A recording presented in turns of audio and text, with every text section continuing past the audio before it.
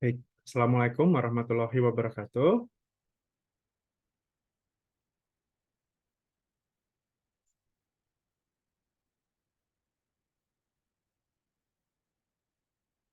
Selamat malam Bapak Ibu semuanya.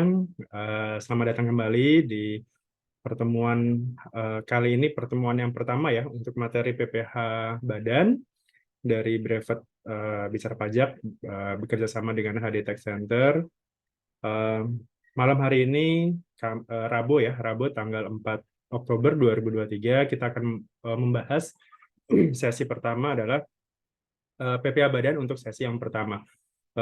Dan kali ini bersama saya nanti ada kurang lebih ada sekitar 5 sesi untuk PPH Badan sendiri, mulai dari teorinya, kemudian seperti apa, kalau kemarin di 3 pertemuan sebelumnya kita sudah membahas mengenai akuntansi pajak, yang itu nanti pasti akan beririsan, khususnya untuk yang PPH Badan mengenai bab koreksi fiskal, kemarin sudah dijelaskan oleh Mas Bibing. Nah, kali ini kita akan lebih fokus untuk membahas studi kasus di PPH badannya nanti ya gitu. Sekaligus nanti kita akan mencoba praktek pengisian SPT tahunannya nanti ya gitu. Oke. Untuk materinya sendiri nanti akan saya share di grup setelah ini.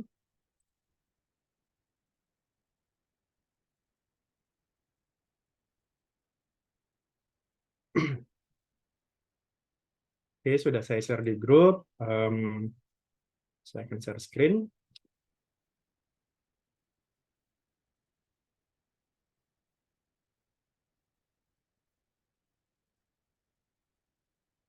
Baik, kita Oke, Bismillahirrahmanirrahim. Jadi pada sesi yang pertama ini brevet dari sesi PPH Badan ya, PPH Badan untuk sesi yang pertama.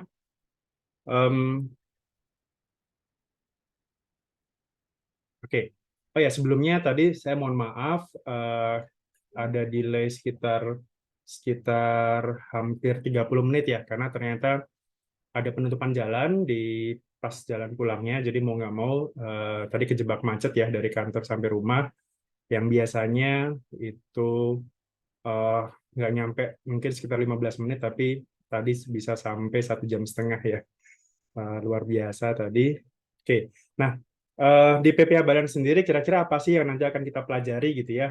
Ini adalah yang nanti akan kita pelajari selama kurang lebih 5 sesi yang ke depan gitu ya. Mulai dari apa itu PPH, kemudian subjek, objek, kemudian pembukuan, kemudian biaya-biaya yang terkait dengan deductible expense, persediaan, dan juga beberapa studi kasus nantinya.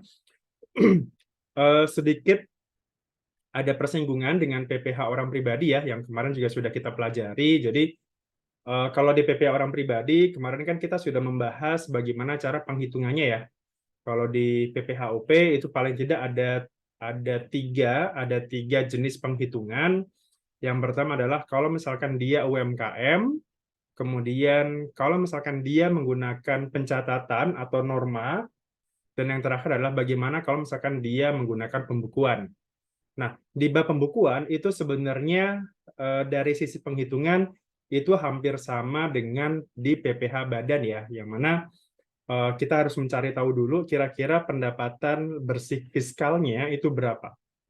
Untuk mendapatkan bersih fiskal itu berarti paling tidak penghasilan bersih komersil atau laba rugi komersil itu harus kita adjustment dulu dengan menggunakan koreksi fiskal gitu. Jadi dari sisi cara penghitungan itu hampir sama dengan orang pribadi yang menggunakan pembukuan. Secara prinsip sama ya, pembukuan, laporan keuangan, koreksi-koreksinya juga sebenarnya sama gitu ya. Hanya kalau di badan mungkin nanti akan lebih kompleks lagi dari sisi biaya-biayanya, eh, kecuali nanti dari sisi penghitungan PPA terutangnya ya, karena nanti di PPA badan itu berdasarkan omset, jadi masih bisa menggunakan UMKM, kemudian ada yang namanya istilahnya PPH pasal 2 PPH badan menggunakan tarif pasal 31E, yang mana ini juga masih mungkin banyak yang belum eh, tidak semuanya belum paham secara detail ya seperti apa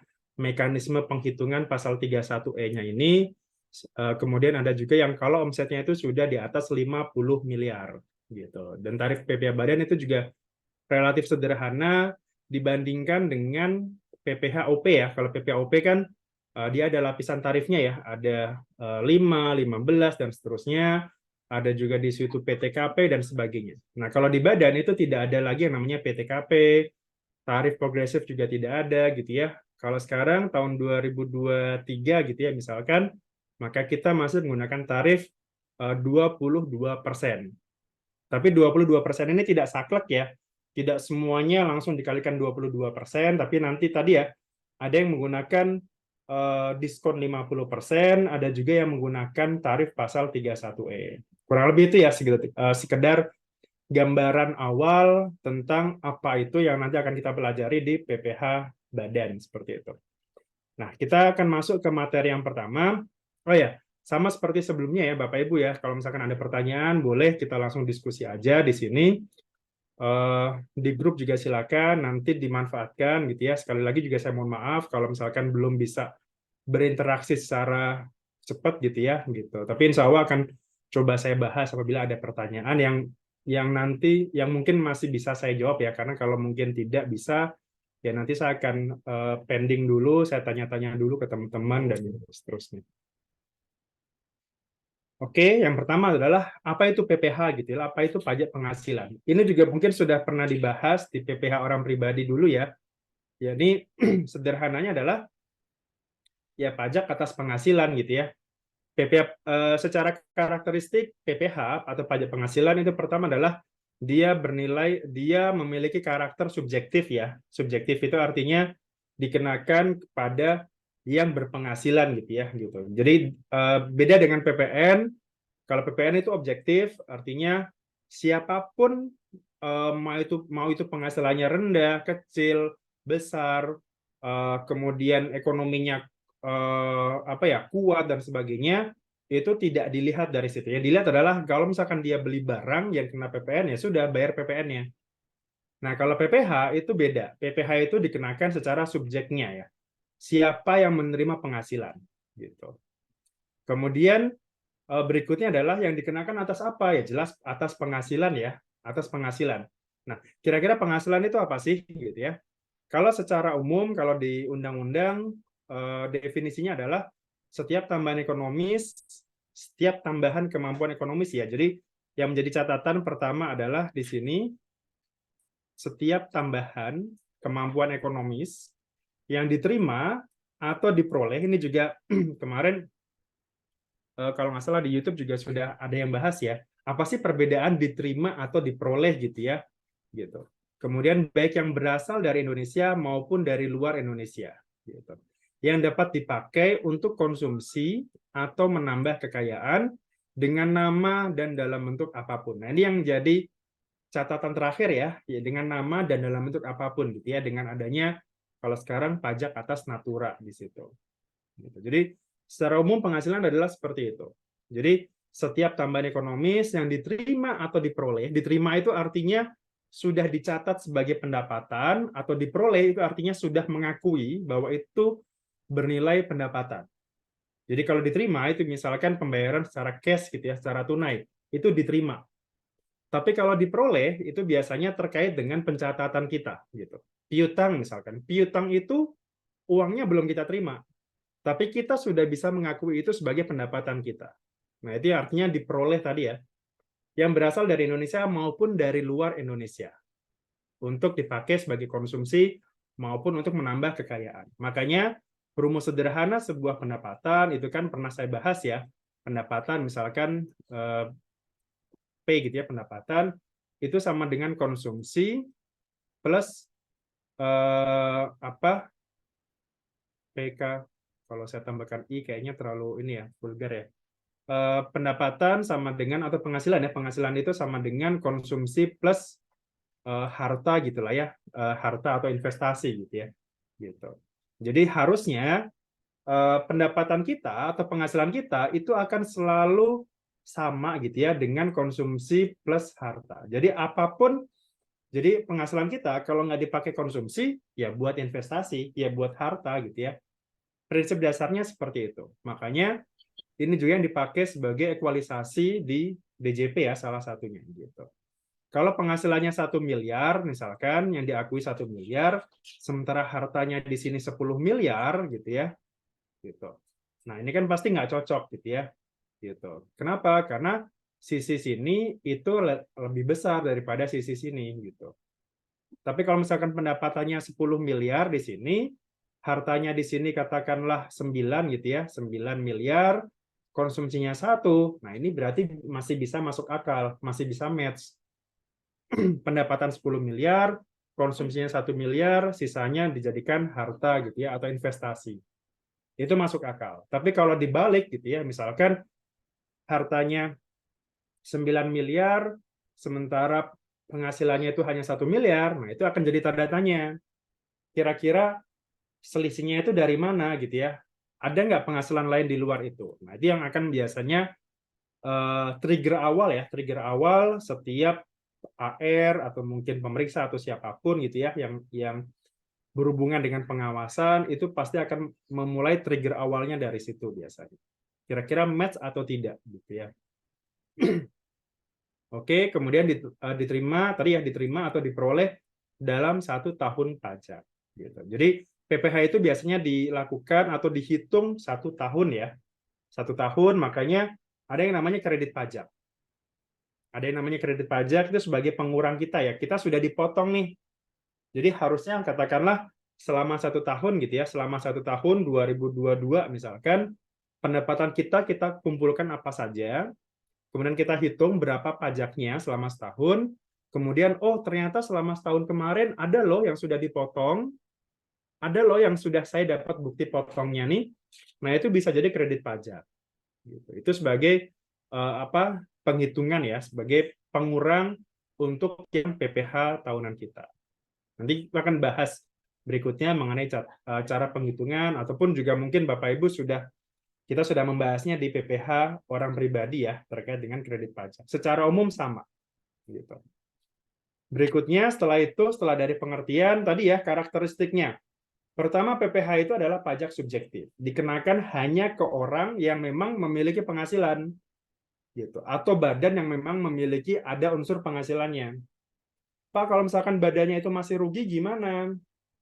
Secara umum secara ketentuan kalau perusahaannya masih rugi, ruginya ini harus rugi yang sifatnya fiskal ya. Karena kalau rugi komersil itu bisa saja sebenarnya bisa jadi fiskal. Gitu. Jadi walaupun rugi komersil, tapi ketika dikoreksi misalkan ada koreksi fiskalnya, dari rugi komersil ini sebenarnya masih ada nih laba fiskalnya seperti itu. Kalau memang dia rugi fiskal, maka itu tidak perlu bayar pajak. Itu nanti bisa dikompensasi istilahnya. Kompensasi ke tahun berikutnya misalkan. Kemudian sifatnya pajak langsung. Pajak langsung itu artinya ya dikenakan langsung kepada subjeknya tadi gitu. Kalau PPN kan tidak langsung ya, tidak langsung itu artinya pembebanannya ke konsumen, tapi yang memungut adalah si PKP, si penjual. Kalau ini ya langsung, siapa yang mendapatkan penghasilan tadi ya dia langsung gitu, si orangnya tadi gitu ya. Seperti itu. Yang dikenakan pajak ya si orangnya tadi, yang memiliki langsung dari sumber penghasilan. Kemudian yang terakhir adalah pajak pusat, gitu ya. Ya tentu saja ya ini masih bagian dari pajak yang dikelola oleh DJP ya. Selain ada PPN, PBBP3, Bea Materai, PPNBM, gitu ya. Salah satunya adalah PPh ini. Nah, PPh kan ada macam-macamnya ya. Ada PPh orang pribadi, PPh pasal 21, 22, 23, potput gitu ya. Kemudian ada juga PPh badan. Jadi kurang lebih itu terkait dengan tiga karakteristik dari PPh. Nah, kemudian 3 pokok pajak bersifat material ya. Ini yang apa namanya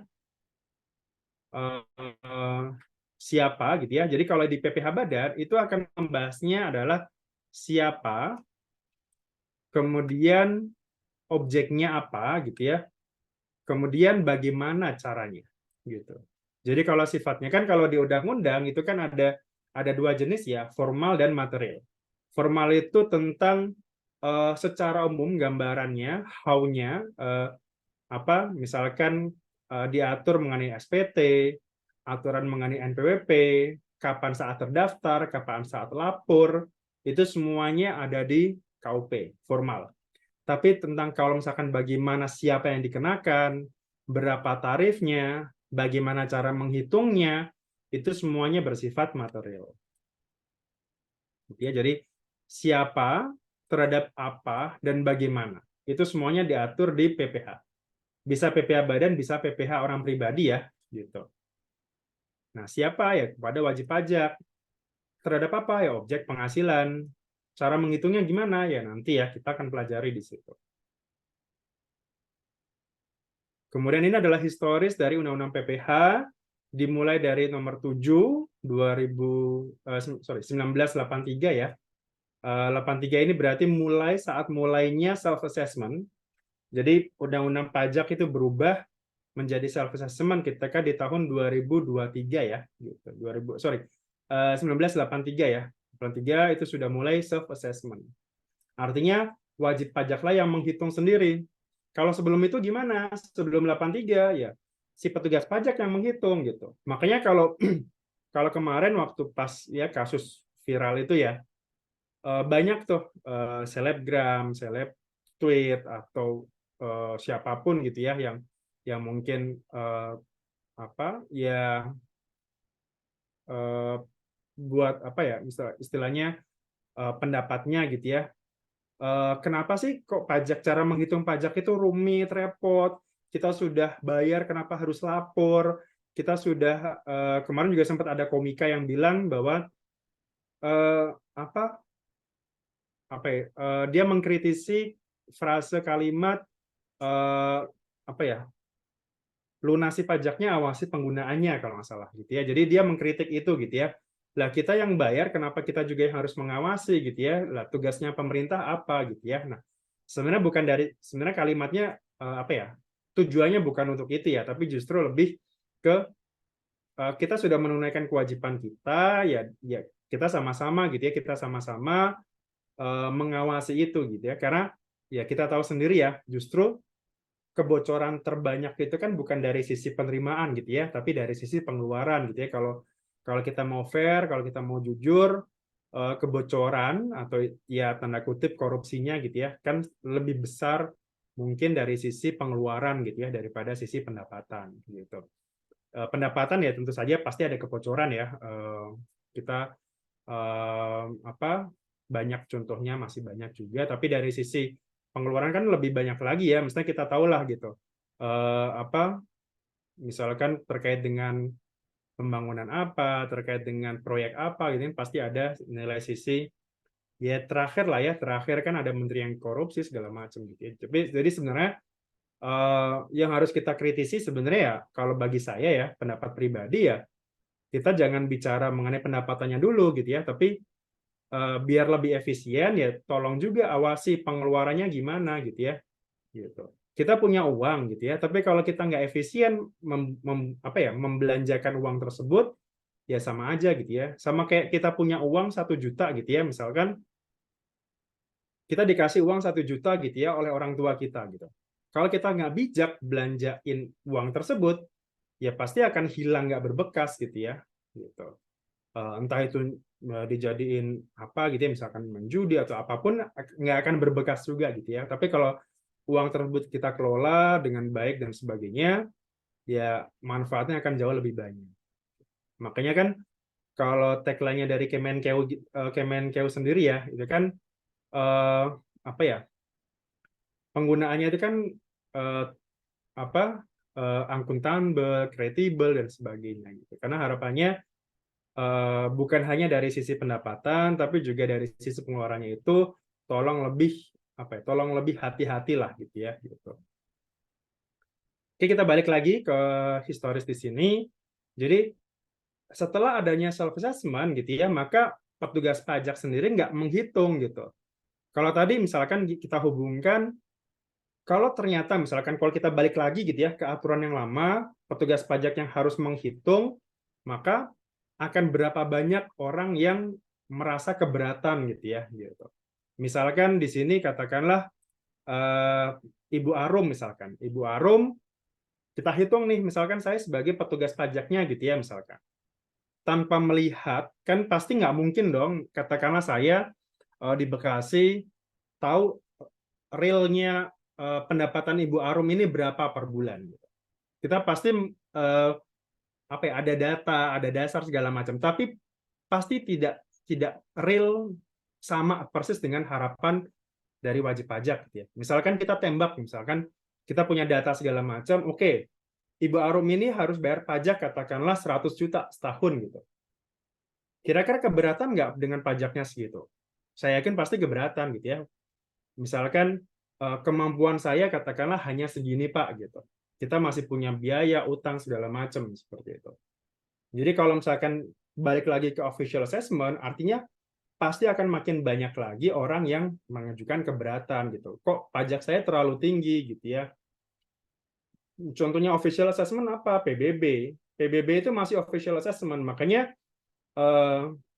masih ada juga keberatan kan gitu. Maksudnya, loh kok PBB rumah saya gede ya gitu. Sementara tetangga saya yang rumahnya lebih bagus gitu ya dengan tingkat lebih bangunan tingkatnya lebih besar, materinya lebih bagus dan sebagainya, kok PBB-nya lebih rendah gitu ya. Itu contoh sederhana aja kalau misalkan kita balik lagi ke aturan official assessment gitu. Artinya justru kalau pendapat pribadi bagi saya justru akan merugikan wajib pajak sendiri gitu. Kalau sekarang kan ya sudah, silakan Anda hitung, setor, lapor. Kalau tidak ada pengawasan selama 5 tahun ke depan, ya itu dianggap selesai, dianggap clear gitu. Anda nggak akan dikejar-kejar lagi seperti itu. Itu akan jauh lebih bermanfaat ya dari sisi tax planning, dari sisi cash flow dan sebagainya.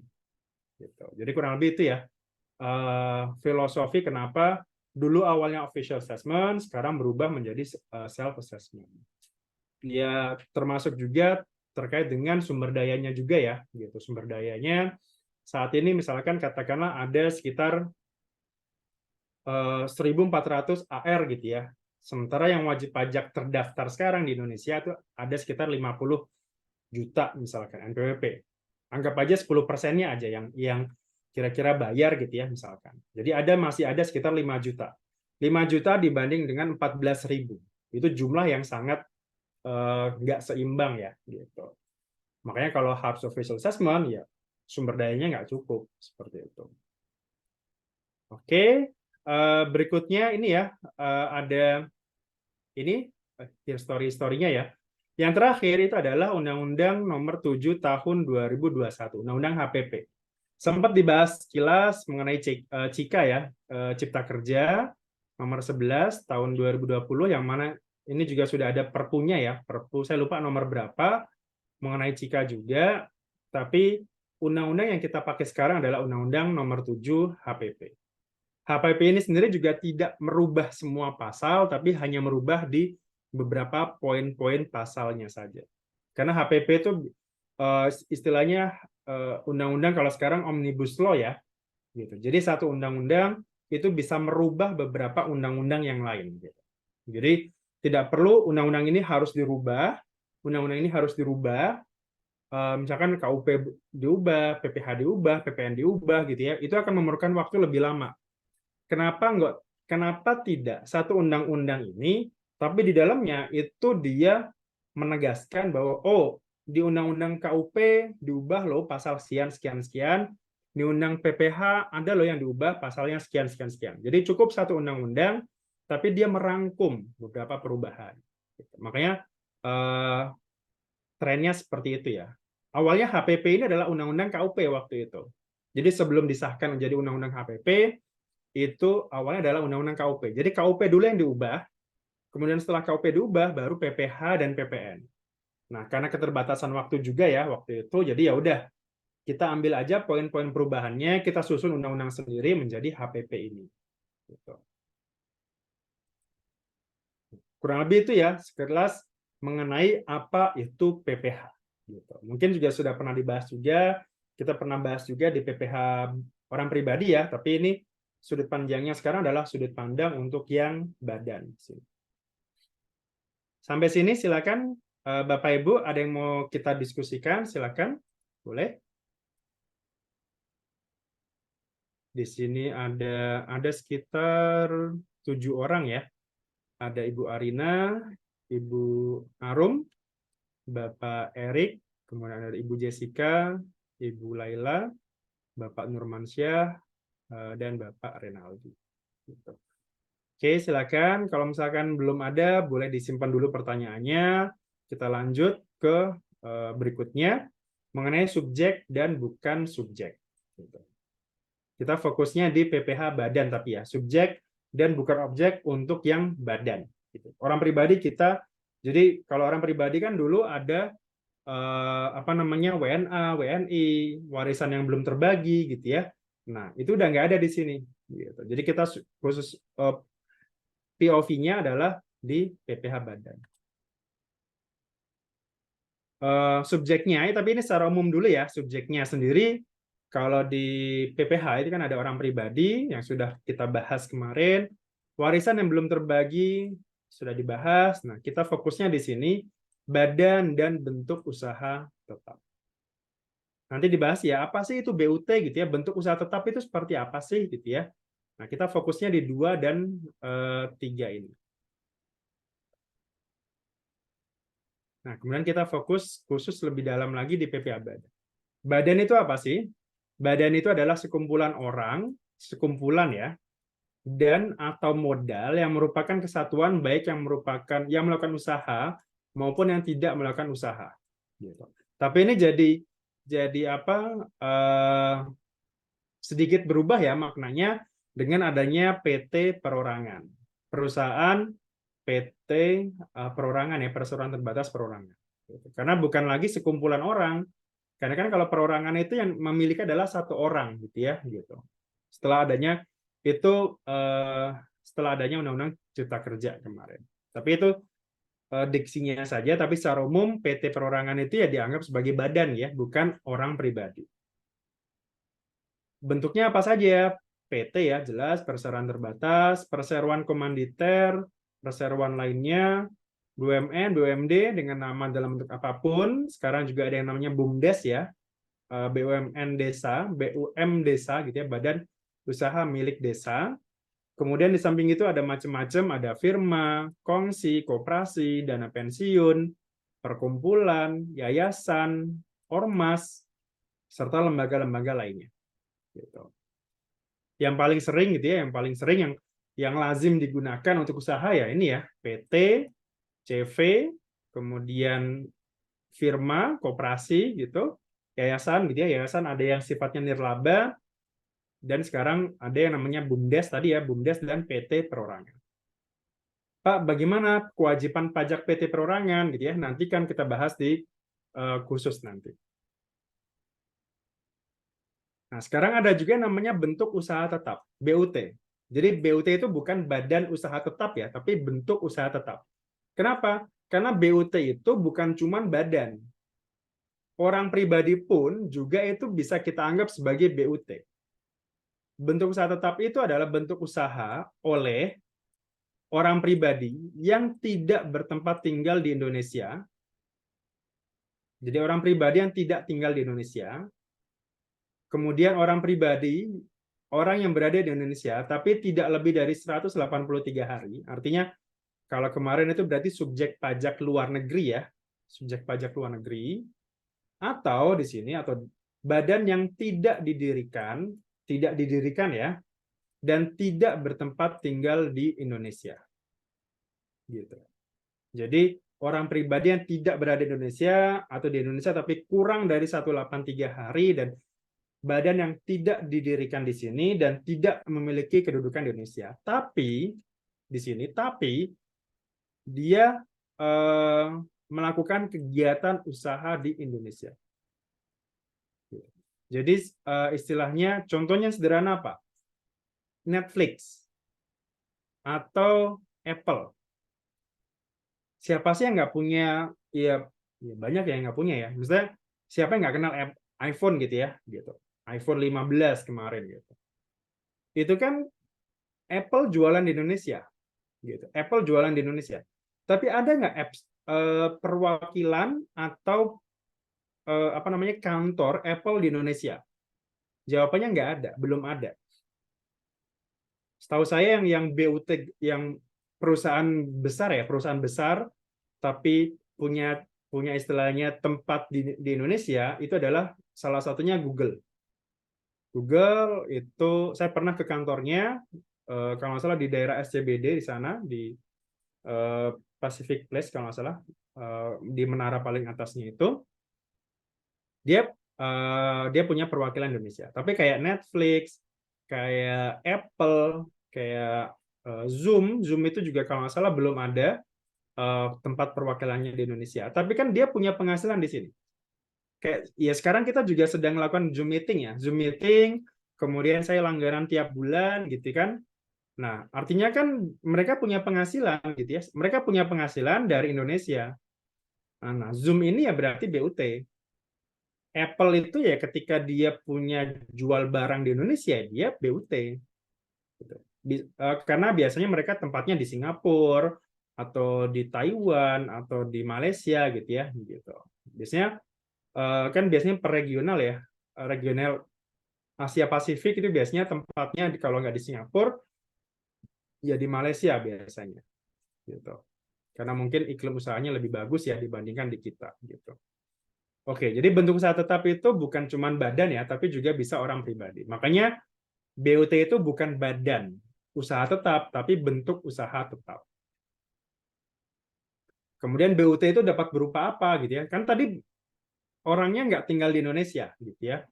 Gitu. Bisa tempat kedudukan manajemen gitu, bisa cabang perusahaan, bisa kantor perwakilan gitu, bisa gedung kantor gitu. Jadi tidak didirikan jadi kayak badan. Badan itu tidak berdiri di Indonesia, tapi ya dia punya penghasilan di Indonesia. Nah, berarti kan tapi pasti harusnya tetap ada kayak semacam apa ya? Eh, perwakilannya gitu ya, tempat perwakilannya gitu. Bisa berupa pabrik, bengkel, gudang, ruang promosi dan sebagainya.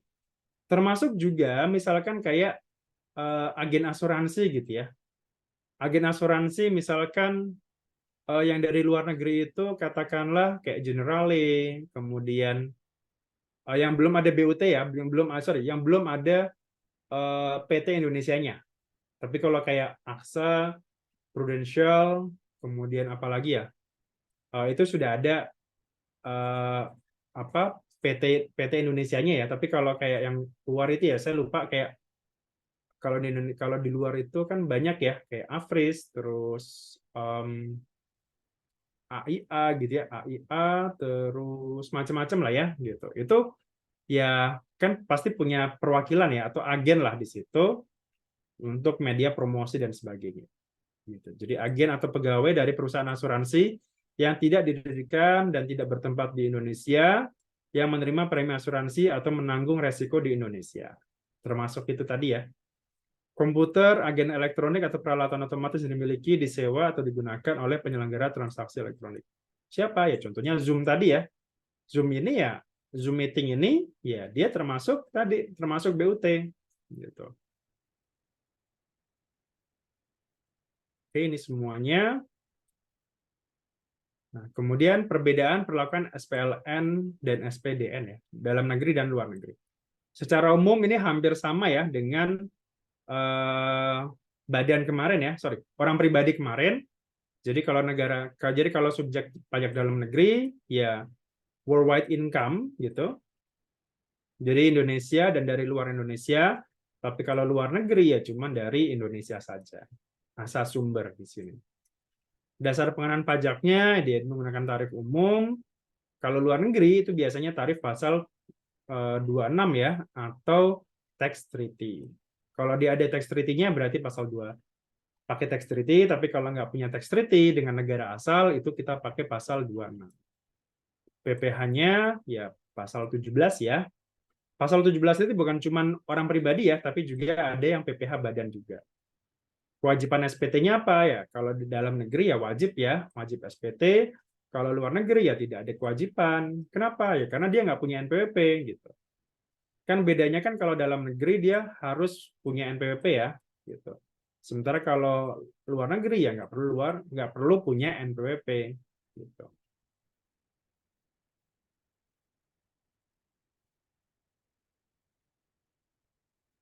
Nah, ini tadi ya, secara dimensi, maksudnya ini adalah kalau misalkan kita punya penghasilan dari luar negeri gitu ya, gitu. Perpajakan untuk yang pendapatan dari luar negeri.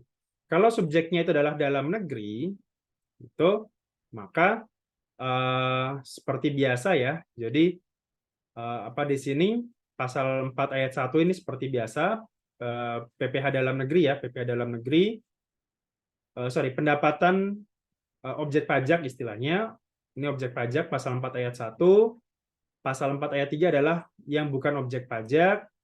Kemudian deduction-nya ini adalah pasal 6 yang tentang koreksi fiskal tadi, koreksi fiskal. Tarifnya adalah menggunakan tarif pasal 17, self assessment. Terus kalau dia punya income dari luar negeri, itu ada yang namanya kredit pajak pasal 24. Pasal 24 itu apa sih gitu ya? Contohnya gini. Misalkan saya punya pendapatan dividen dari luar negeri. Dari Singapura misalkan. Kan saya harus akui pendapatan itu di SPT saya sebagai pendapatan dari luar negeri. Sementara otoritas pajak Singapura itu sudah membuat atau sudah memotong pajak gitu ya. Saya dapat bukti potong nih atas pendapatan dividen saya di Singapura. Nah, atas bukti potong yang dari Singapura itu bisa kita kreditkan asalkan memenuhi syarat pasal 24. Pasal 24 itu sederhana adalah kita hitung dulu kira-kira proporsionalnya berapa gitu. Proporsionalnya dengan pajak terutang kita itu sederhananya gini. Bukti potong yang kita dapatkan dari Singapura tadi itu bisa kita kreditkan sepanjang hitungan pasal 24-nya itu lebih gede dibandingkan pasal 24 itu berarti relatif mana yang lebih kecil intinya. Mana yang lebih kecil antara bukti potong yang kita dapatkan dari Singapura dengan penghitungan pasal 24 kita. Kalau ternyata bukti potongnya lebih kecil, itu yang kita pakai sebagai kredit pajak. Tapi kalau pasal 24 itu yang lebih kecil, maka bukti potongnya tidak bisa kita kreditkan, tapi maksimal adalah senilai dengan yang pasal 24 tadi. Kita akan bahasnya nanti ya, di studi kasus nantinya. Nah, sementara kalau yang subjek pajak luar negeri, BUT dan non-BUT, itu kalau BUT itu pasal 5 ayat 1 khusus ya, yang khusus terkait dengan penghasilan dari BUT. Kalau non-BUT berarti langsung kena pasal 26. Deduction-nya itu pasal 5 ayat 2 terkait dengan koreksi, tapi bukan yang dalam negeri ya. Jadi ada khusus tarif pasal PPh-nya itu ada pasal 17, sementara ini pasal 26 ya. Non-BUT, LN itu biasanya langsung dipotong oleh pemberi kerjanya, sementara ini BUT-nya itu berarti harus setor sendiri, harus hitung sendiri. Gitu. Jadi itu ya perbedaan antara BUT dan non-BUT terkait dengan pendapatan yang diterima dari luar negeri. Atau pendapatan di sini dalam hal ini adalah perpajakan untuk yang non-resident. Non-resident itu artinya non-WNI ya, atau istilahnya badan yang tidak didirikan di Indonesia. Oke, itu tadi dimensi pajaknya. Nah, kemudian sekarang sekilas mengenai siapa sih yang bukan menjadi subjek pajak gitu ya. Sama seperti di orang pribadi. Kalau orang pribadi kan orangnya ya, orangnya gitu. Sementara kalau badan ya berarti organisasinya. Ini masih orang pribadi ya, pejabat, perwakilan pejabat, ini kan semuanya dari orang pribadi ya, bukan WNI. Di Indonesia tidak memperoleh penghasilan, negara bersangkutan memberikan imbal balik, ini juga sama gitu ya. Ini untuk yang orang pribadi. Yang badan apa? Ya badan berarti yayasannya, bentuk badannya gitu ya. Misalkan pejabat perwakilan diplomatik, ya berarti kalau badannya apa ya berarti kedutaan besarnya ya, kedutaan besarnya. Jadi duta besarnya bukan subjek pajak, kedutaan besarnya pun juga bukan subjek pajak. Gitu. Jadi orang pribadinya tidak, bukan sebagai subjek, badannya atau instansinya gitu ya juga bukan merupakan subjek pajak. Gitu. Misalkan kalau pejabat internasional, misalkan ASEAN gitu ya, pejabat ASEAN, ASEAN-nya sendiri juga itu bukan objek pajak. Kewajiban subjektifnya tadi ya sekilas ini kalau orang pribadi berarti saat kapan ya saat dilahirkan atau saat berada di Indonesia. Berakhirnya kapan ya saat dia meninggal atau saat meninggalkan Indonesia selama-lamanya. Ini sudah dibahas ya di orang pribadi. Kalau badan gimana ya berarti saat didirikan di Indonesia. Kalau dalam negeri ya konteksnya dalam negeri ya berarti saat didirikan di Indonesia. Biasanya kapan? Ya berarti saat akte itu ditandatangani ya, saat akte, pendirian akte di situ. Saat berakhirnya kapan? Ya berarti saat dibubarkan atau tidak lagi berkedudukan di Indonesia. Gitu. Kalau luar negeri gimana? Ya, kalau luar negeri, kalau selain BUT, ya berarti ya mulainya kapan? Saat menerima penghasilan. Berakhirnya kapan? Ya saat tidak lagi menerima penghasilan. Kemudian kalau BUT kapan? Saat BUT berarti saat melakukan kegiatan usaha di Indonesia. Gitu. Berakhirnya kapan ya? Saat tidak lagi menjalankan usaha di Indonesia. Gitu. Jadi sama ya kurang lebih ya. Cuman di sini dia kalau selain BUT berarti saat menerima penghasilan aja ya. Jadi sifatnya bukan atas kegiatan usaha di sini. Bedanya itu ya. Jadi kalau BUT itu ada kegiatan usahanya, sementara kalau selain BUT itu adalah saat menerima penghasilan. Jadi sifatnya kayak semacam apa ya? Ya kalau kalau orang pribadi kayak konser gitu ya, konser itu kan bukan usaha. Maksudnya usaha itu kan artinya apa ya? Terus menerus gitu ya, gitu. Bukan cuma sekali aja seperti itu. Sementara kalau warisan, kapan saatnya? Ya saat mulai timbulnya warisan. Kapan? Saat pewarisnya meninggal dunia. Berakhirnya kapan? Saat warisan telah selesai dibagikan. Ini sekedar mengulang saja ya mengenai orang pribadi, badan, dan juga warisan serta BUT tadi. Oke, sampai sini silakan. Ada yang mau ditanyakan? Izin saya istirahat mungkin sekitar 3 menit untuk ambil minum. Kalau ada pertanyaan boleh langsung di kolom chat ya. Saya ambil minum terlebih dahulu.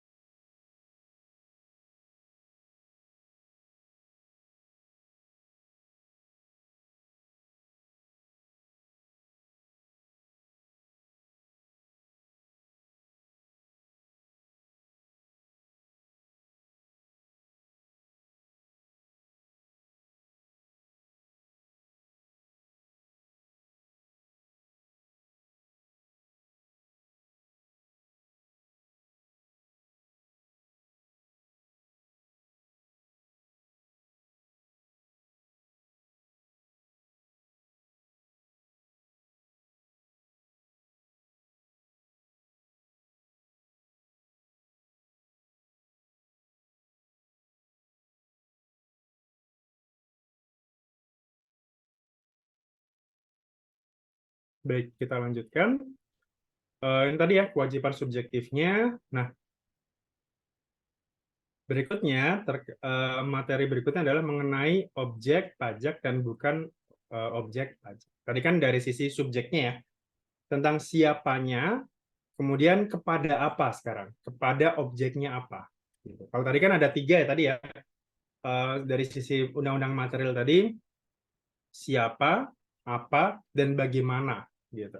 Nah, kita masuk ke sesi yang kedua adalah tentang apanya dulu, objeknya apa. Nah, tadi ya sudah dibahas kilas mengenai definisi penghasilan. Setiap tambahan ekonomis diterima atau diperoleh Indonesia maupun dari luar Indonesia dipakai untuk konsumsi atau menambah kekayaan. Dan ditegaskan lagi dengan nama dan dalam bentuk apapun. Apa? Jadi penghasilan itu kalau kita kan mikirnya penghasilan itu hanya berupa uang ya, karena enggak. Karena penghasilan itu ya bisa berupa apa? Fasilitas, bisa berupa diskon, bisa berupa barang, bisa berupa potongan harga, ya, bisa berupa voucher gitu ya. Itu semuanya penghasilan. Dan apa ya, bukan cuma bentuk uang ya, seperti itu. Kemudian penghasilan tadi ya ada 5 elemennya. Tadi ya pertambahan.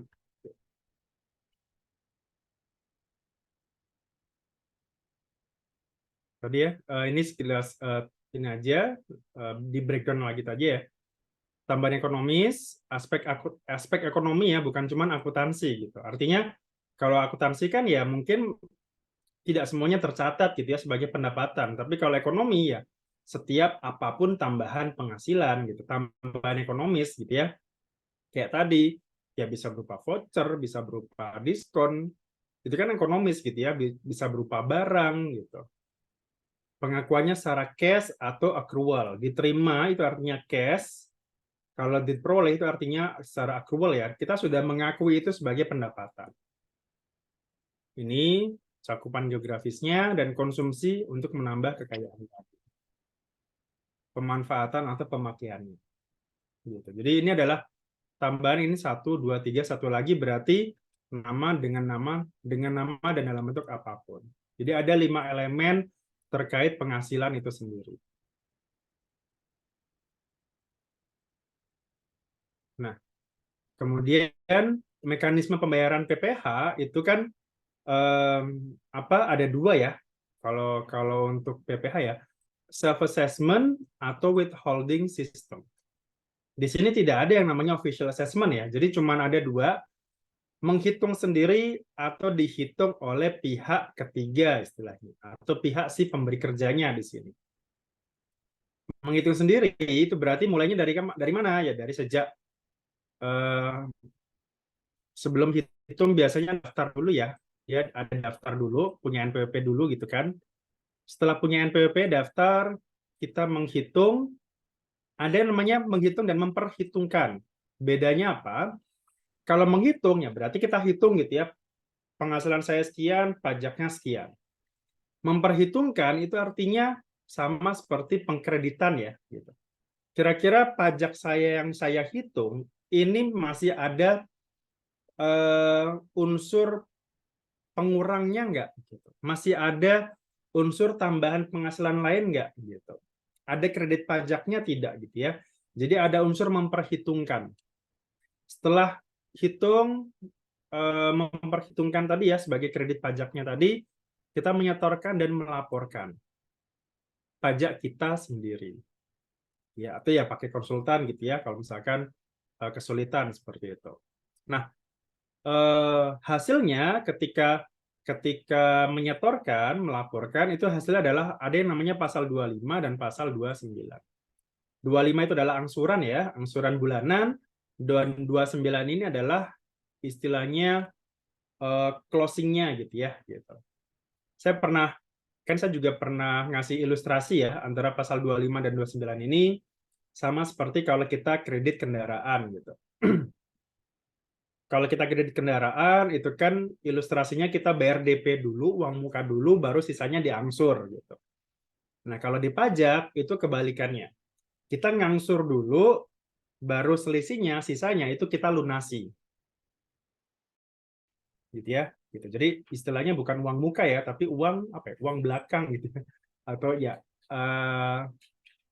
pelunasan lah ya istilahnya, pelunasan gitu.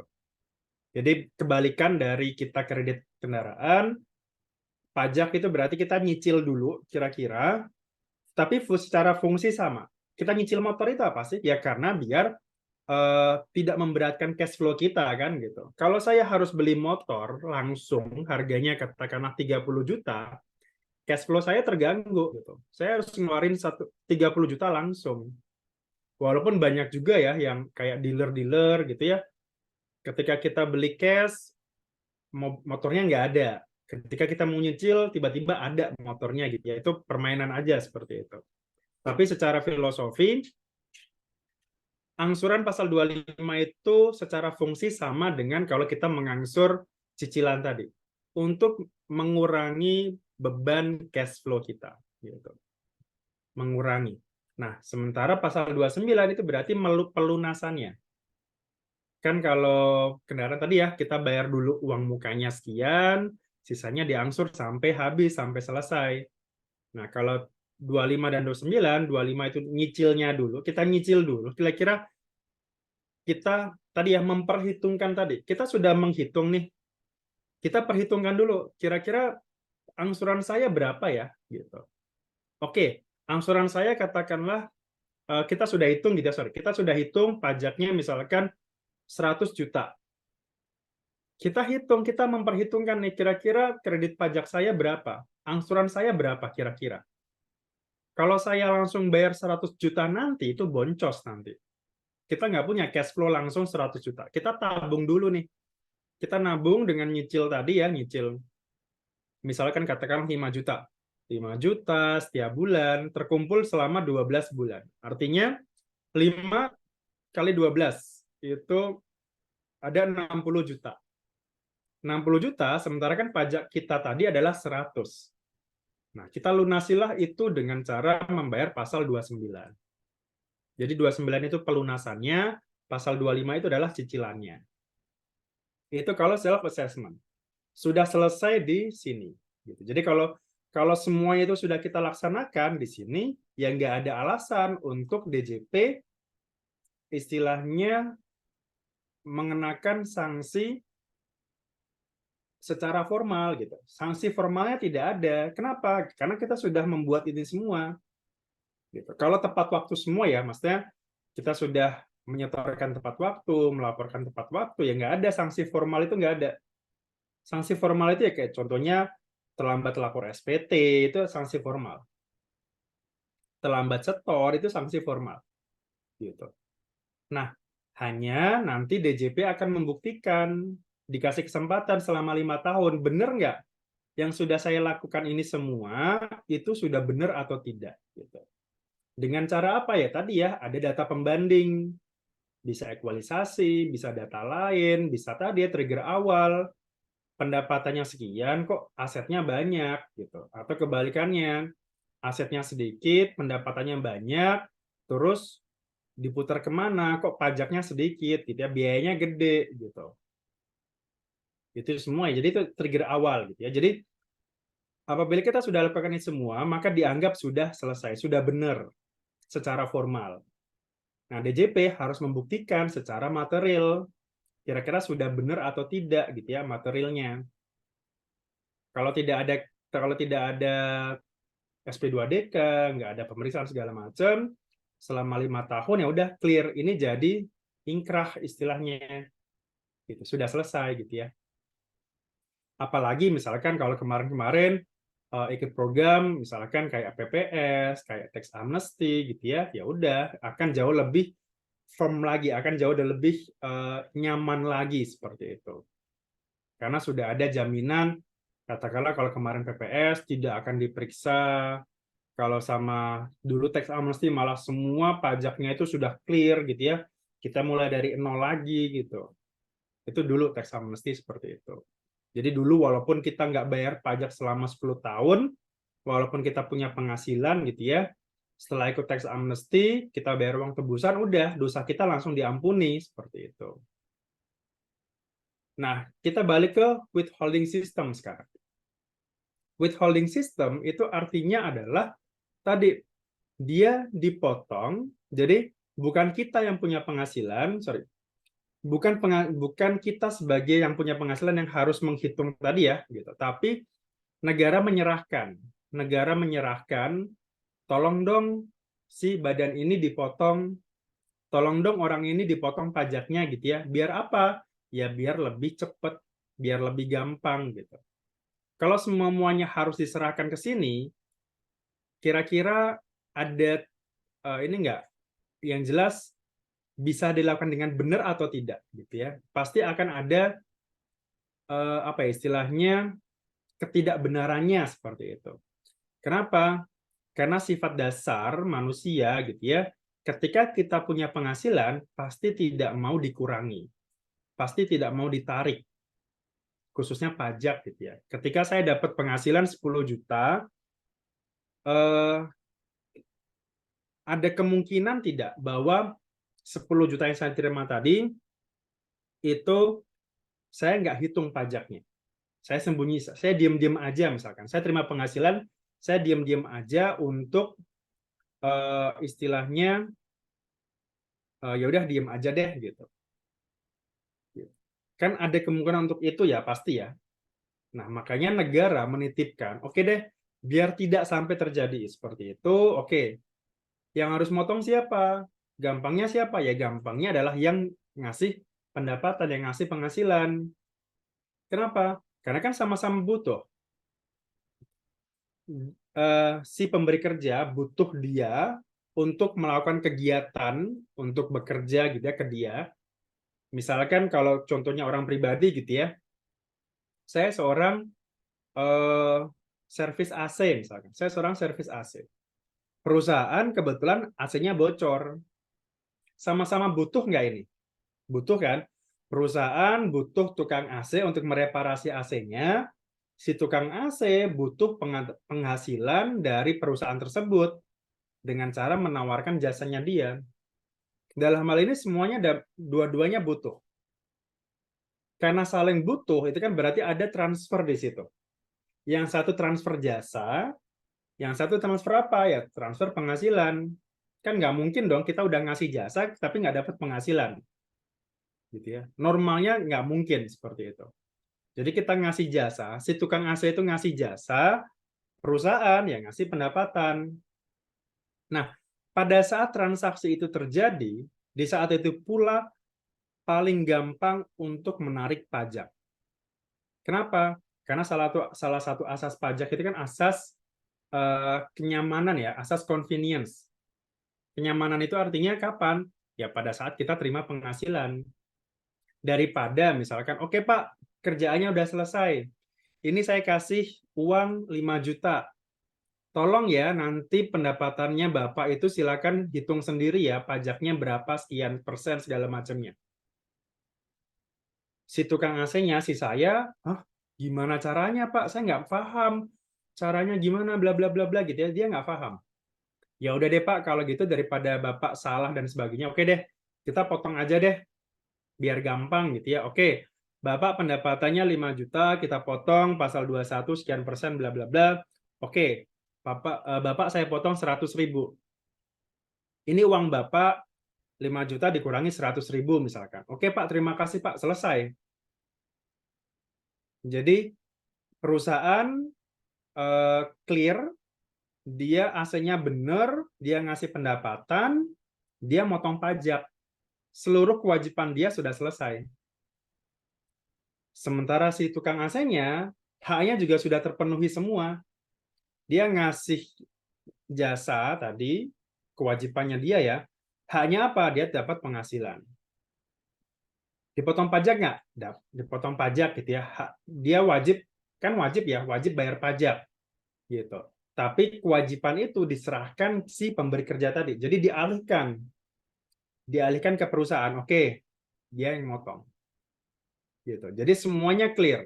Perusahaan hak dan kewajibannya ditunaikan dengan benar. Si tukang AC ini juga ketentuan tadi juga sudah benar ya. Haknya, kewajibannya sudah benar semua. Maka itulah salah satu alasan kenapa ada withholding system. Bayangkan misalkan karyawan Unilever gitu ya. Karyawan Unilever itu ada di Cikarang sana. Itu misalkan ada 10.000 karyawan Unilever. Setiap bulan mereka terima gaji misalkan. Terima gaji kan bisa beda-beda ya orangnya ya. Ada yang gajinya misalkan ada yang gajinya 5 juta, ada yang gajinya 6 juta, ada yang levelnya manajer segala macam, mungkin ada 10, 20 dan seterusnya. Setiap orang bisa jadi penghasilannya berbeda. Walaupun sama-sama berupa gaji, tapi mungkin ada tambahan-tambahan lainnya.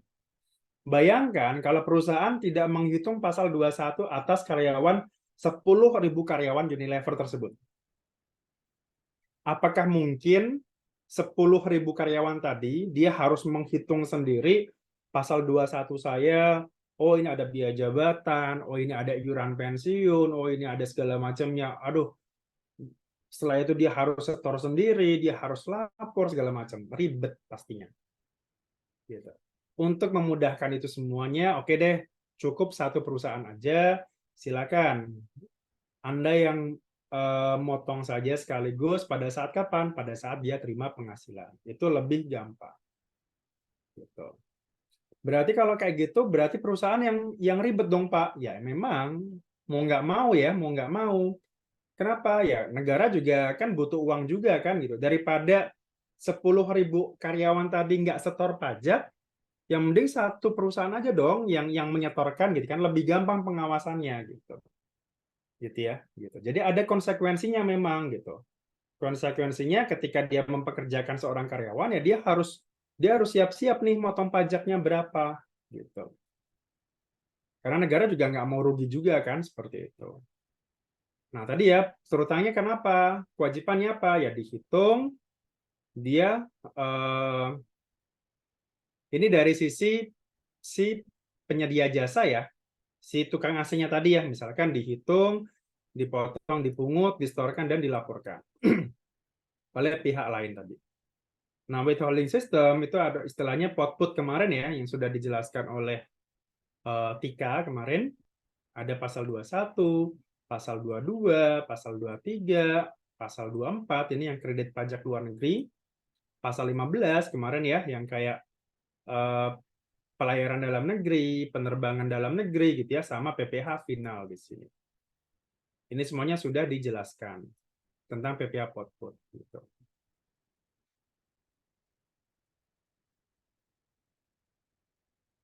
Oke, tadi ya mekanisme pembayaran pajak penghasilan.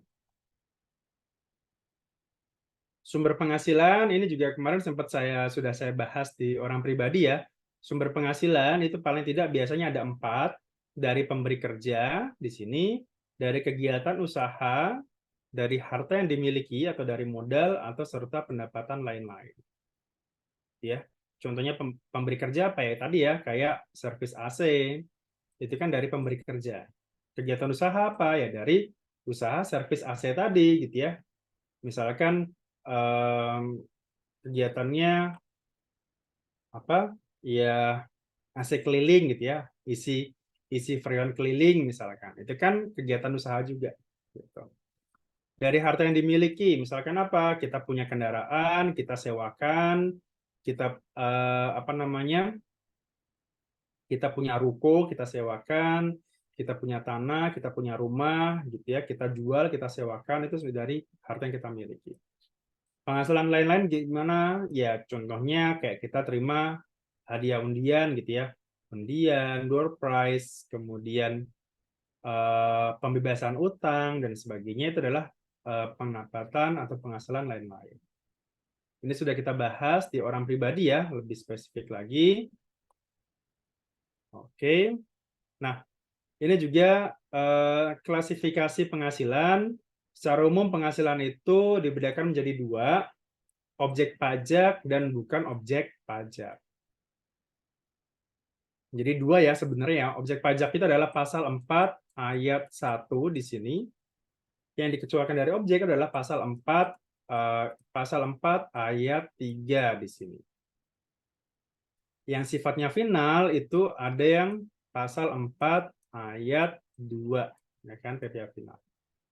Dikenakan tarif pasal 17.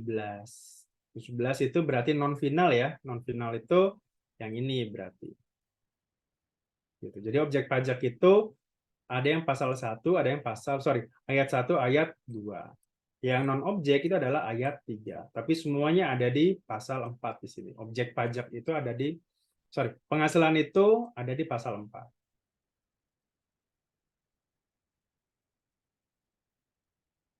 Oke, nah kemudian ini adalah penghasilan menurut pajak dan pelaporannya. Ini apa istilahnya mind map-nya ya, mind map-nya penghasilan atau income atau revenue tadi ya. Revenue kan tadi ya, ada yang sifatnya final di sini 4 ayat 2, ada yang dikecualikan dari objek. Gitu. Kan umumnya tadi ya, pada dasarnya objek pajak itu kan ya tadi ya, ada yang objek, ada yang non objek. Yang objek itu ada yang sifatnya final dan yang non final di sini. Gitu. Kemudian di sini kalau yang objek ya, objek itu kalau sudah sesuai undang-undang, maksudnya sesuai undang-undang itu artinya sudah benar ya cara hitung pajaknya. Kalau sudah benar pajaknya ya sudah selesai di sini. Kalau ternyata tidak sesuai atau belum sesuai undang-undang PPh ya, khususnya tadi ya, secara formal sudah selesai. Secara material sekarang. Kalau secara material itu tidak sesuai, itu harus di-adjust di sini. Harus ada yang namanya koreksi. Kalau koreksinya over, gitu ya, kalau kalau terlalu terlalu tinggi pendapatannya, maka kita koreksinya negatif. Kalau pendapatnya terlalu kecil, kita koreksinya positif. Maksudnya apa? Under over ini, misalkan gini, eh, pendapatan yang kita akui katakanlah 1 miliar. Padahal di situ dari 1 miliar itu bisa saja ada yang dari warisan, ada yang sudah bersifat final dan sebagainya. Terlalu besar jadi 1 miliar itu. Maka terlalu besarnya tadi itu berarti koreksinya negatif. Negatif itu artinya kan pendapatannya turun ya. Gitu. Pendapatannya turun, pendapatannya yang dikoreksi. Kalau under berarti ada pendapatan yang belum sesuai, terlalu kecil pendapatannya. Nah, koreksinya positif. Positif artinya menambah pendapatan. Dengan cara apa? Pendapatan yang di atas atau biaya yang dikurangkan. Jadi pendapatannya naik atau biayanya yang turun. Itu artinya positif. Nah, untuk yang final dan non-objek ini semuanya nanti akan dikoreksi negatif. Mungkin sudah pernah dibahas ya kemarin di materi akuntansi pajak ya mengenai sekilas koreksi fiskal. Nanti kita akan lebih detailkan lagi di studi kasusnya nanti.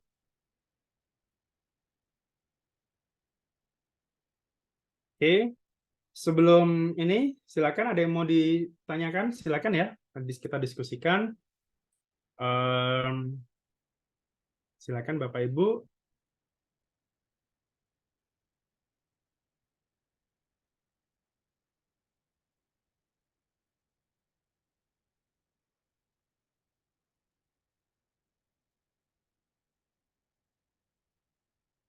Saya izin stop share screen dulu.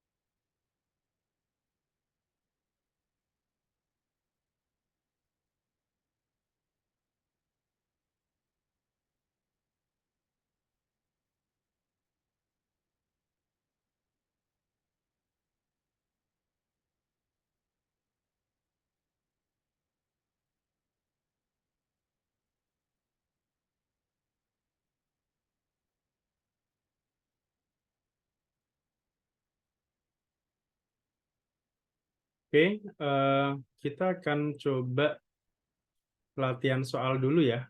Latihan soal di sini.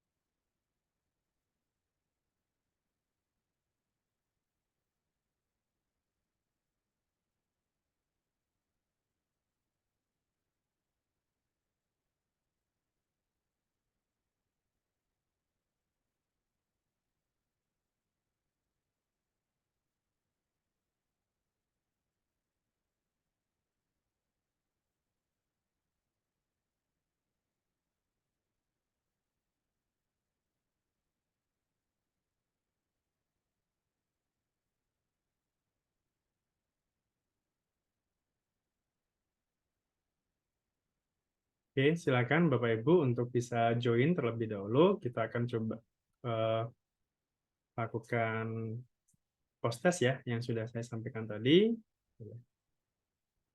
Yang bisa join, silakan.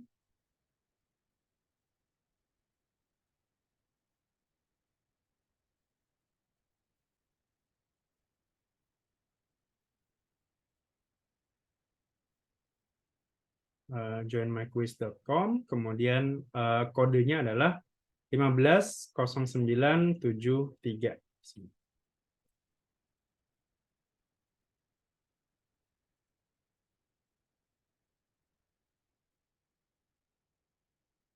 Oke, kita tunggu sekitar 4 menit ya untuk bisa join. Bapak Ibu bisa dilakukan sekarang. Saya share screen, share lagi linknya, bisa langsung diklik.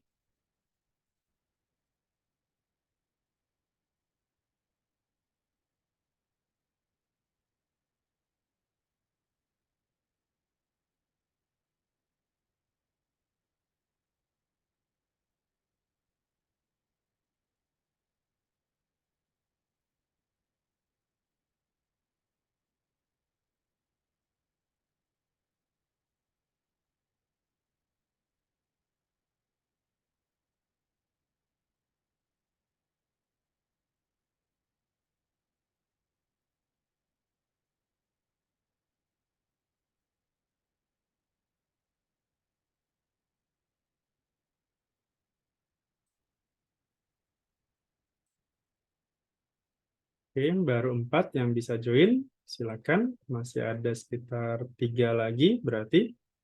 Oh, Pak Nurmansyah sudah ini. Berarti yang belum Ibu Laila, kemudian Ibu Arina berarti ya. Ibu Laila dan Ibu Arina.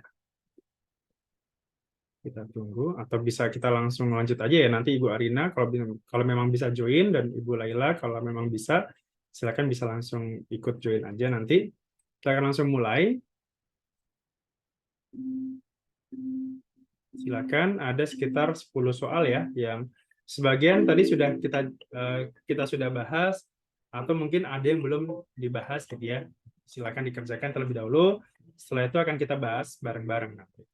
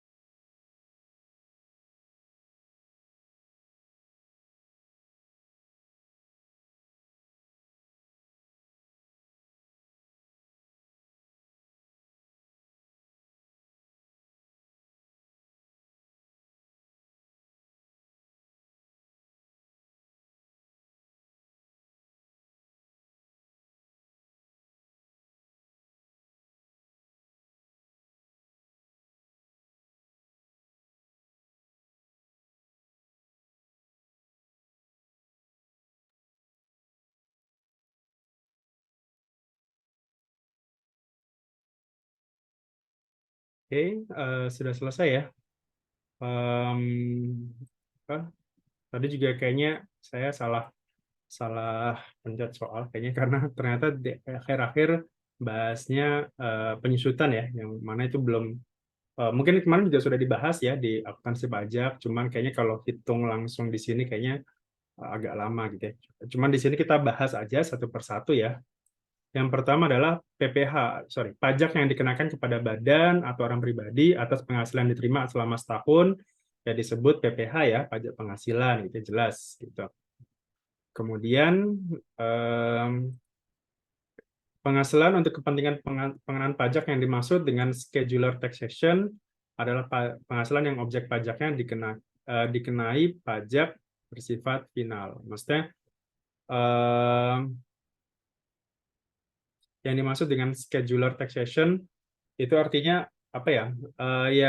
Yang sudah yang biasanya ada gitu ya, yang kan schedule perpajakan yang sudah terjadwal seperti itu.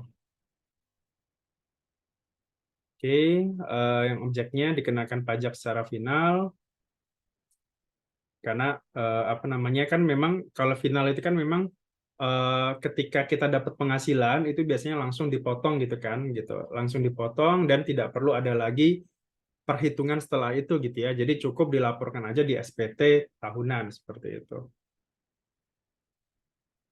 Kemudian segala sesuatu yang mempunyai potensi untuk memperoleh penghasilan atau menjadi sasaran gitu ya, maka itu adalah di sini objek pajak ya gitu. Kemudian objek pajak penghasilan diterima melalui usaha yang dilakukan secara terus-menerus baik di bidang jasa, produksi atau perdagangan adalah laba usaha ya. Oke.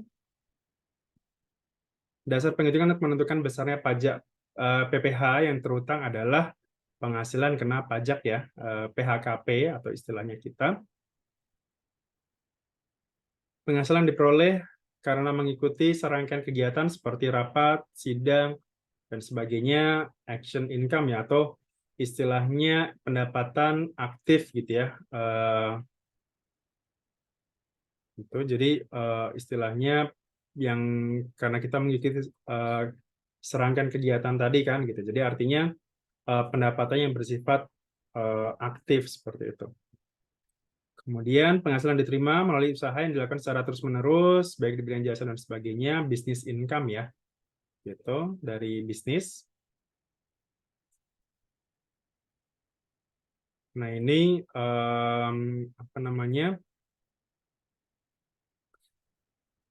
Kalau ini kan besar nilai buku ya, besarnya nilai buku artinya harga perolehan dikurangi dengan penyusutan tahun 2016 berapa gitu ya. Nah, itulah nilai bukunya. Dan ini kan mulai digunakan 2 Februari ya, sementara dia belinya Januari seperti itu. Artinya kan kalau dari sisi penyusutan sendiri saya apa namanya harus kan bisa bisa ini ya apa dari sisi pembelian atau dari sisi pemanfaatan seperti itu.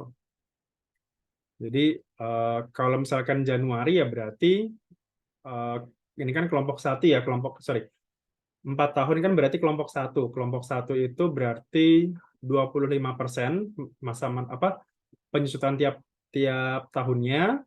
Sementara kalau ini kan berarti kalau Januari ya berarti full setahun ya. Tapi kalau dari sisi kalau kita hitungnya dari sisi sejak digunakan itu berarti hanya sebesar 11 bulan gitu ya. Jadi penyusutan yang 25% tadi itu kita kalikan 11/12 seperti itu. Oke, ini juga sama ya. Cuman ini saldo menurun. Kalau saldo menurun, kalau garis lurus itu kan dia selalu sama setiap tahun ya. Sementara kalau garis saldo menurun itu eh, apa? Dia akan semakin mengecil gitu ya. Akan besar di awal, tapi kemudian apa namanya penyusutannya akan semakin sedikit ketika mendekati masa manfaatnya berakhir gitu. Ini untuk penghitungannya nggak saya jelaskan dulu ya, nanti mungkin di pertemuan berikutnya mengenai penyusutan nanti. Kemudian yang terakhir, ini juga masih penyusutan ya. saldo penurun juga, ini kita skip aja gitu. Saya kayaknya salah soal juga ya kok. Kayaknya post-test tiba-tiba langsung soal penyusutan gitu ya. Saya nggak baca keseluruhan tadi. Oke, itu sedikit apa namanya asa otak dulu ya. Kita balik lagi ke materi. Atau ada yang mau ditanyakan sebelum kita lanjut? Silakan Bapak Ibu.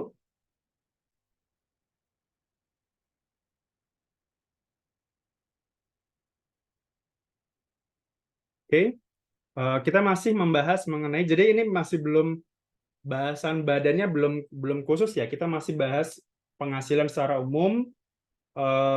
Kalau ini berarti lanjutannya.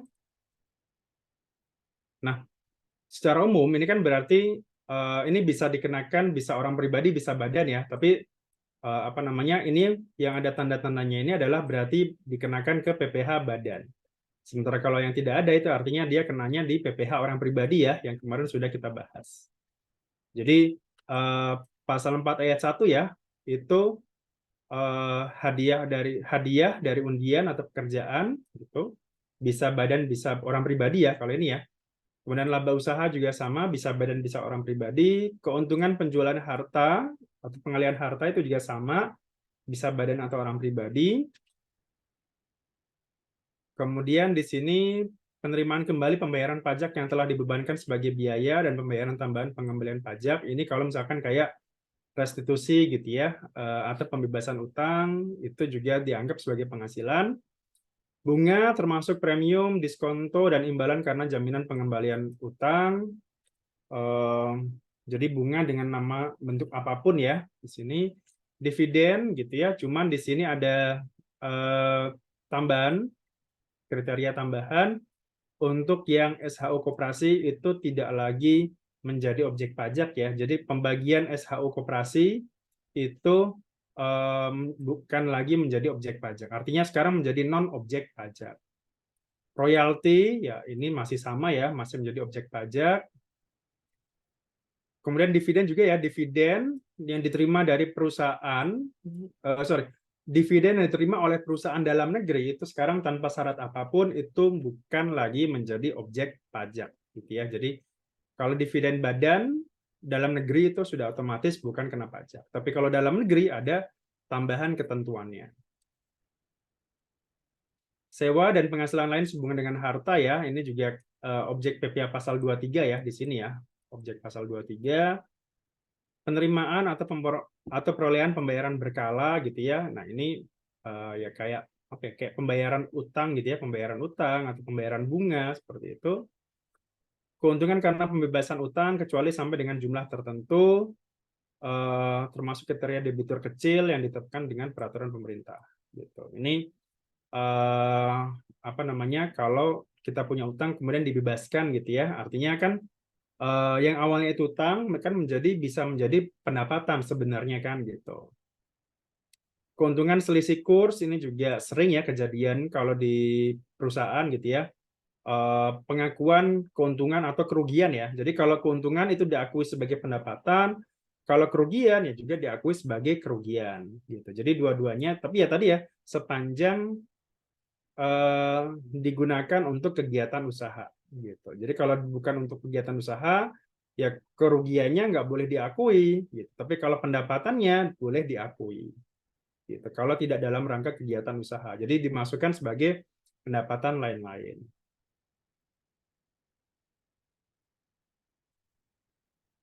Selisih lebih karena penilaian aktiva kembali ya. Ini adalah kalau misalkan dia revaluasi ini apa kenanya PPh final sebenarnya ini masuknya ke final. Premi asuransi bagi perusahaan asuransi ya. Jadi preminya itu adalah pendapatan bagi mereka gitu.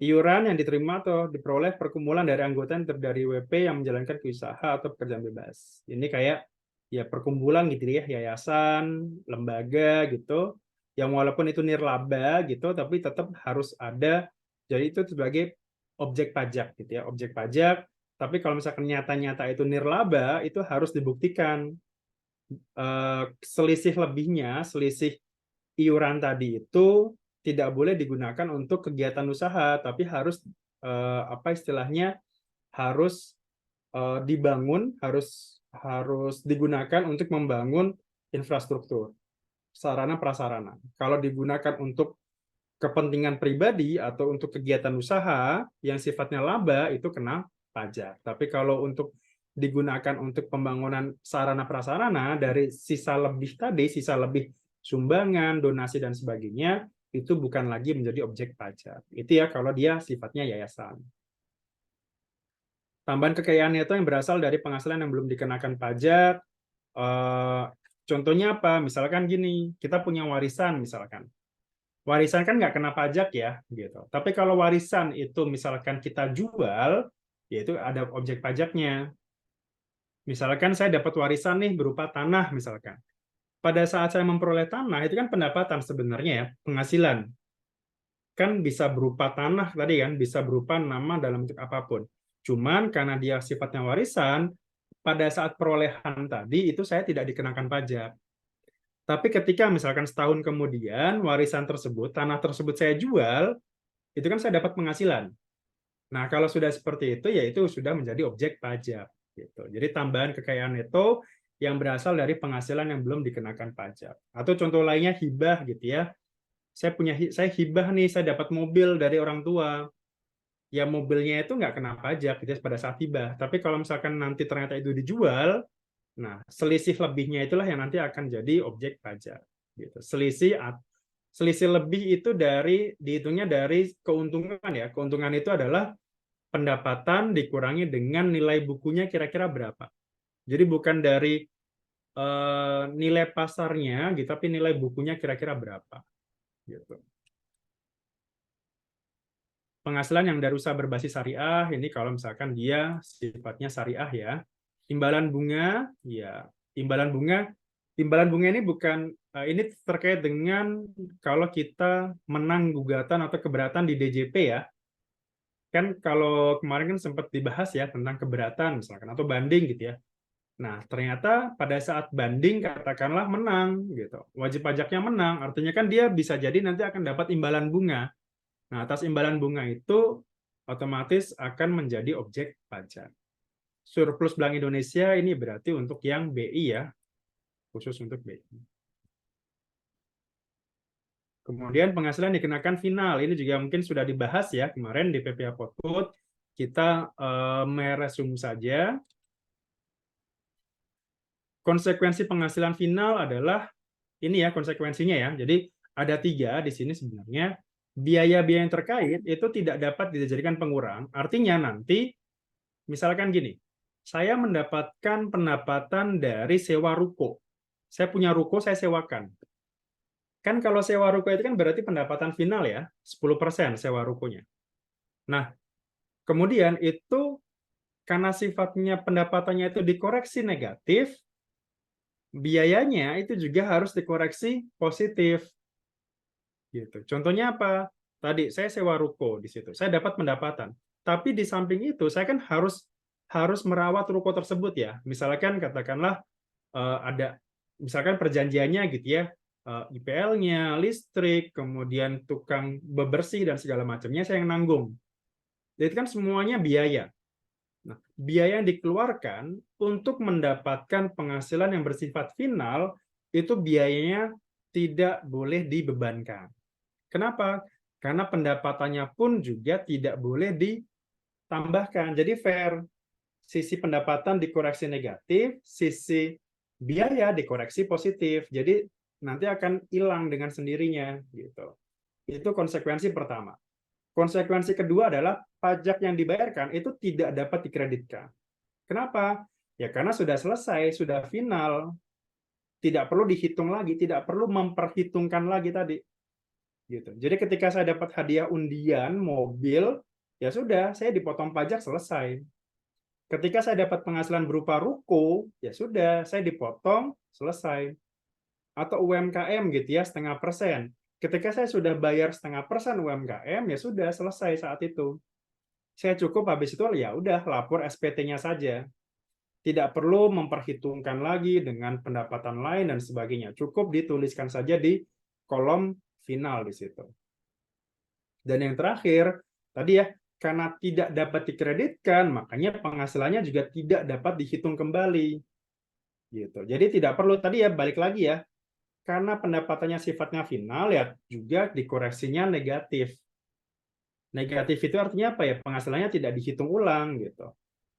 Jadi misalkan contohnya kemarin ya di studi kasus orang pribadi itu kan ada banyak tuh, ada 11 misalkan ada 10 sumber penghasilan dari pekerjaan, dari kegiatan usaha, dari royalti, dari penjualan aset, dari deposito, dari macam-macam ya, yang kemarin contoh orang pribadi itu, tapi kan tidak semua 10 sumber penghasilan tadi itu kita hitung semuanya.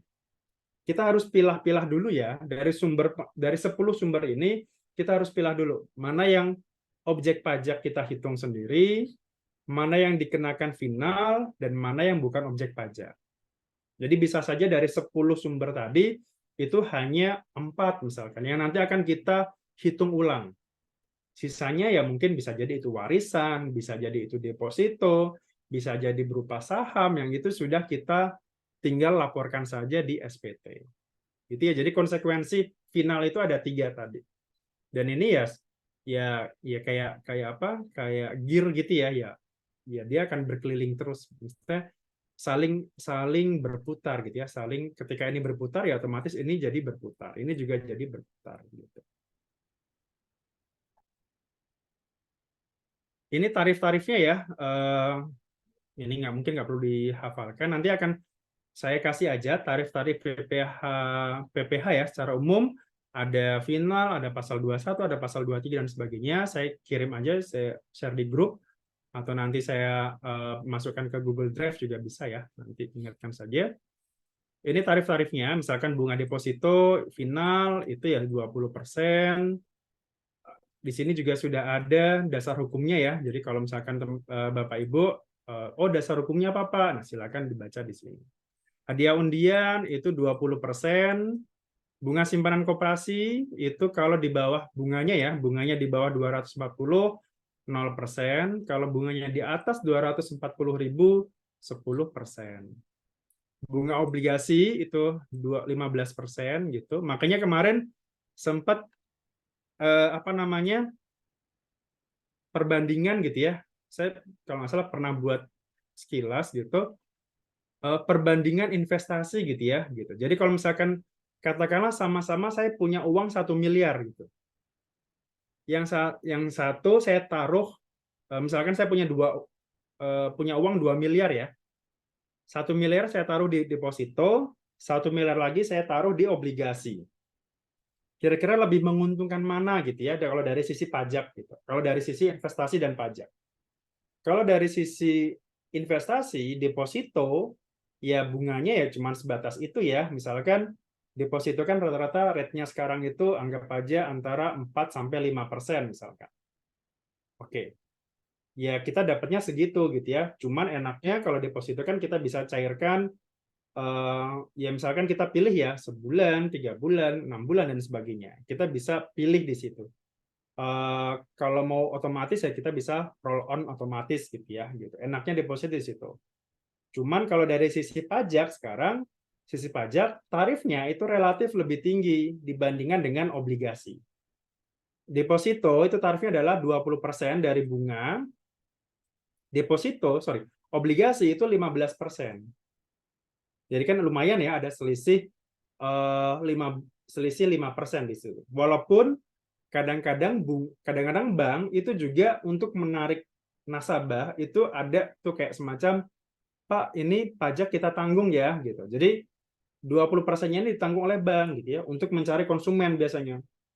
Biasanya ini untuk bank-bank yang baru berdiri ya atau yang BPR biasanya gitu untuk mencari nasabah gitu. Jadi dia tarif pajaknya ditanggung, rate-nya juga biasanya naik tuh. Yang normalnya misalkan cuma 4, mungkin dia bisa mau ngasih sampai 6 misalkan gitu. Itu ya perbedaan sedikit ya antara obligasi dan deposito. Obligasi sendiri kan ada jangka waktunya ya.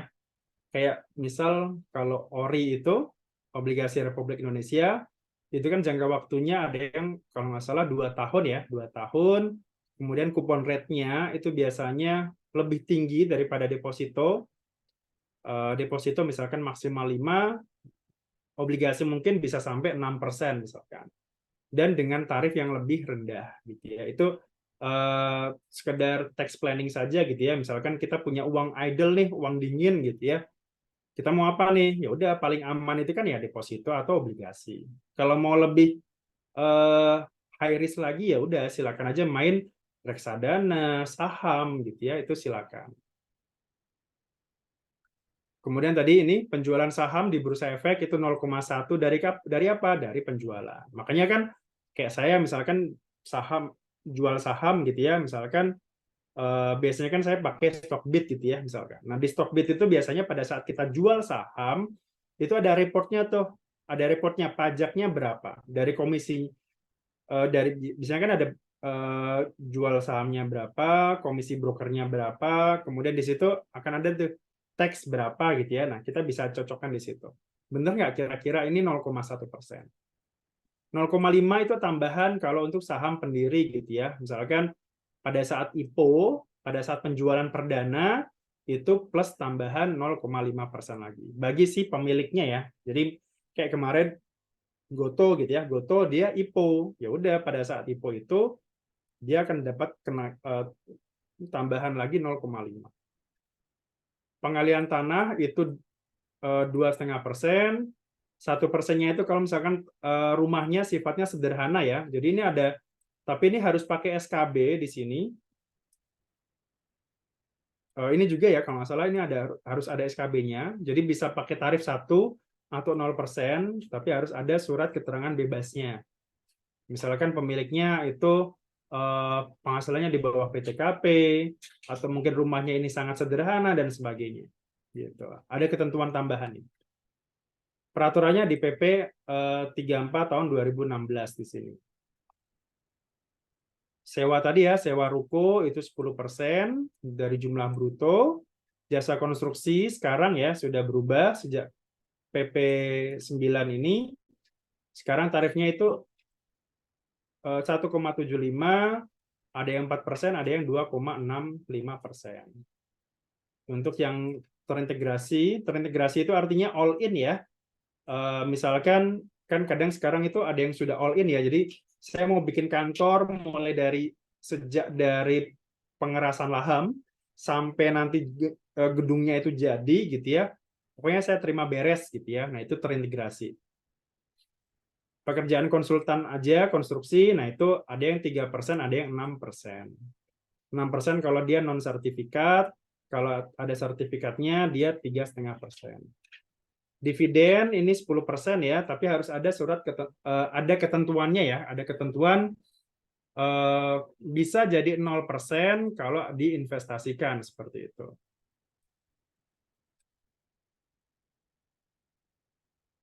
Oke, itu sekilas mengenai PPh final ya, PPh final. Karena sudah tadi mulainya juga 1920 ya kalau nggak salah tadi, maka saya selesaikan juga di 1921